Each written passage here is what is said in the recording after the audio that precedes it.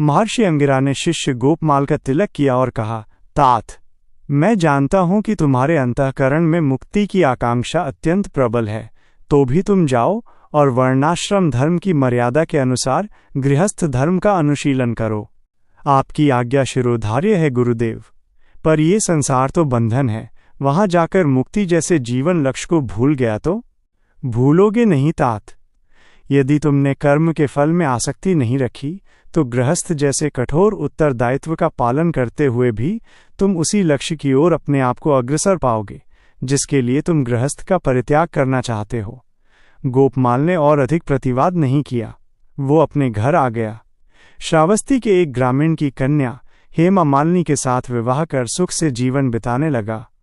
गृहस्थी के कार्य बड़े बेढंगे होते हैं।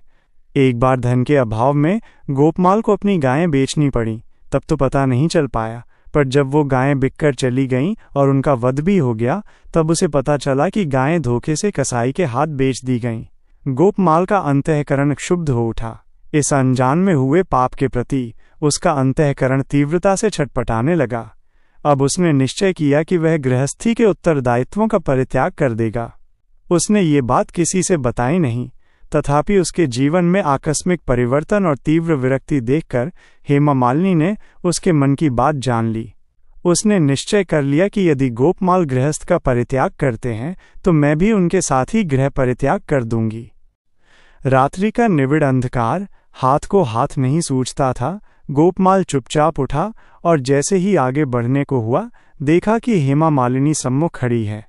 मुझे मत रोको देवी, उसने आहत वाणी में कहा। रोकती नहीं आर्य, मैं तो स्वयं भी आपके साथ चलने को प्रस्तुत हूं। आत्मकल्याण क्या पुरुष की ही आवश्यकता है, नारी की नहीं? हेमा मालिनी ने पूछा। हे भंते, किंतु अंतेवासी जीवन की कठोरता तुम कैसे सहन कर सकोगी? गोपमाल ने प्रतिवाद किया। आप कर सकते हैं तो मैं भी कर सकती हूं। याद है पाणी ग्रहण के समय मैंने आपको हर कष्ट में साथ रहने का वचन दिया था, उसका भी तो पालन करना है। गोपमाल कुछ उत्तर दे, इससे पूर्व ही एक आकृति सामने आई। गोपमाल ने उन्हें पहचाना। ये तो महर्षि खड़े हैं। उसने उन्हें प्रणाम किया। आशीर्वाद देते हुए अंगिरा ने कहा, तात, तुम दोनों आत्मकल्याण के इच्छुक हो, दोनों तितिक्षाएं सहन करने के लिए तैयार हो, पर जो सामाजिक जीवन की विपरीत परिस्थितियों से ही नहीं लड़ सकता, वो भला एकांत जीवन के संघर्ष से क्या मुकाबला करेगा? तुम्हारे पलायन से भी संसार इस तरह के पाप और अपराध करेगा। फिर क्या ये उचित न होगा कि तुम संसार में ही रहकर लोगों को पाप से बचाने और उन्हें सन्मार्ग पर लगाने का प्रयत्न करो? लेकिन गुरुवर अनजान में हुई भूलों का उत्तरदायी कौन होगा देव?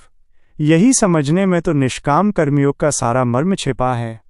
मनुष्य कर्म करे, पर सफलता या विफलता, सुख या दुख, मान या अपमान, सब में अपने आप को स्थिर रखकर फल से प्रभावित न हो तो संसार की बुराइयों का उत्तरदायी भी भगवान को माना जा सकता है। मनुष्य को तो अपने आप को उसका प्रतिनिधि मानकर लोक सेवा का ध्यान रखना चाहिए। गोपमाल को मानो सिद्धि मिल गई। उस दिन से उसने कर्म से विरक्ति का परित्याग कर दिया और लोक कल्याण को ही अपना लक्ष्य मानकर जीवन यापन करने लगा।